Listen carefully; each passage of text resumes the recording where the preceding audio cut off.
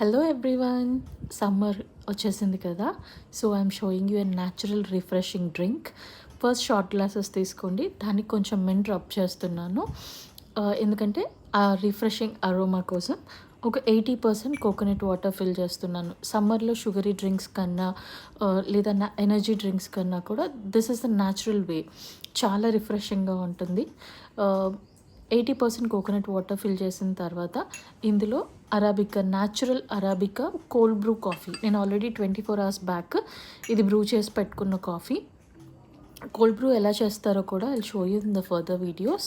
So 80% fill చేసుకున్న తర్వాత ఇప్పుడు ఇందులో ఈ కాఫీని మిక్స్ చేస్తున్నాను.